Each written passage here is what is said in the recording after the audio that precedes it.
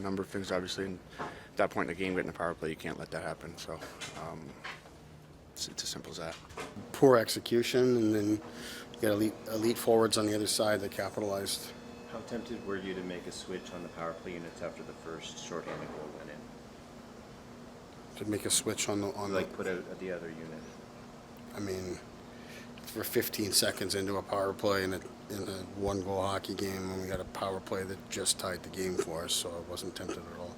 Obviously, just execution, and then being aware of them trying to counter, being aggressive as they were. So obviously, that's on us.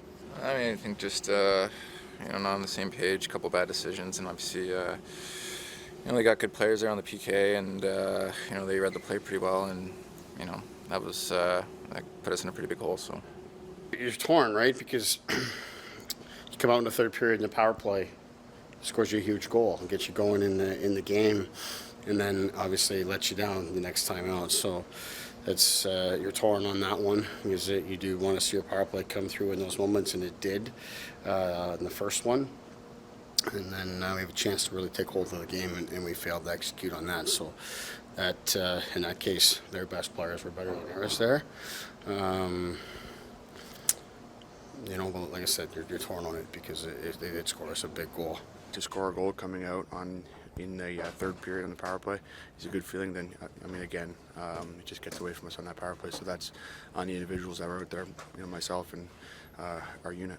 Some about human nature there, just like you had the power play goal, you felt like the momentum's going in. I don't think we took our foot off the gas or lost focus or anything like that. If anything, it's the opposite. You realize the opportunity that you have to go out and try to win a game, or put yourself in a position to win a game. I don't think it's mindset.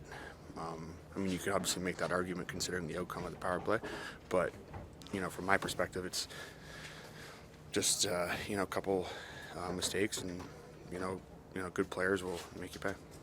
Yeah, it's been a little up and down for us at times.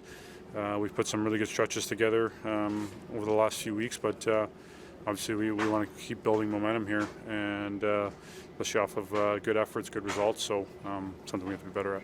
I think just still trying to find our way, and sometimes that takes time, especially when you have so many new guys. But obviously, we need to kind of dial it in a little bit here and get our game back and find that consistency.